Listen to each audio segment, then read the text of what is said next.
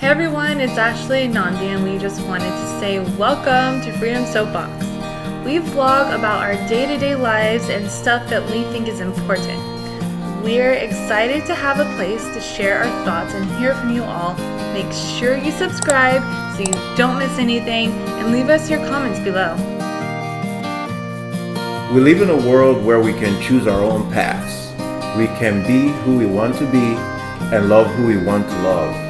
We have the freedom to express ourselves in any way we please. This is what makes our country so great. We are free to stand up for what we believe in and fight for what's right. And that's what this YouTube channel is all about. We're going to talk about freedom and how it's important to us. So if you are ready, let's get started. So in order to have a successful interfaith marriage, do you have to separate from your family? Yes, I think you have to, because that distance is necessary in order to allow you time to think. Just allow yourself to fail, because the more distance you place between yourself and the person who you feel is holding you back, the better. So I find that in our situation, we had to move around, didn't we?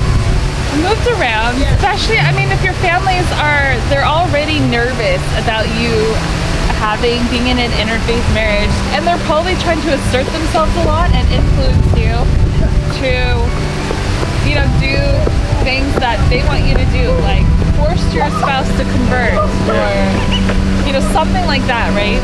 That can cloud your mind. That influence, to some degree, some effect on you. Right. And so if you really want your marriage to succeed, you really need to tune that out in some way. It's better to spend maybe less time with them for a while at least. Yeah. Until you have things figured out and you're solid, you know each other, you know your situation. Other people can't come in and tell you what to do or who you are. Right, but before that happens, you need to know yourself. And you need time to figure it out and make a choice which direction you're going to go, and that requires space. Yeah, you need space. It doesn't mean that you don't love them, but you can love someone from a distance. Yeah.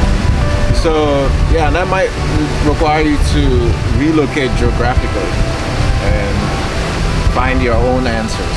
Finally make a choice, you won't feel like they influence that decision. Yeah, your decisions won't be biased based on what your family wants. It's, what you wanted. Right. So it is important. You're distancing yourself a little bit to a certain degree, not like you're cutting someone completely out of your life, unless you think that's actually necessary for your situation. Some people that may be the case, but it doesn't mean you're cutting someone out. Or at least that wasn't the case for us.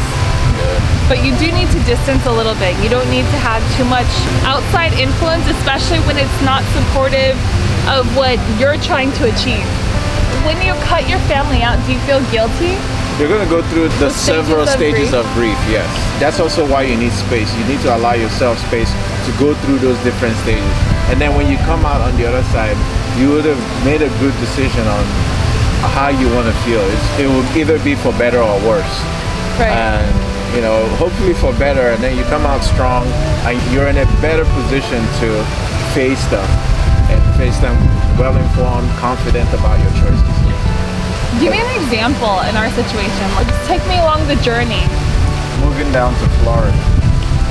I don't think anyone that we told about our intentions to move to Florida was on board with it. But it was because that we had spent so many hours together going back and forth over the idea of leaving. We weighed different options, different outcomes, and we came out with a very solid decision. So it didn't matter who else we told that choice or what their opinions were. Our minds were already made up. Yeah, we figured it out ourselves. We didn't let the people around us influence that decision. It was like do or die. We were already going to make it happen, and it didn't matter what anyone else said. Yeah.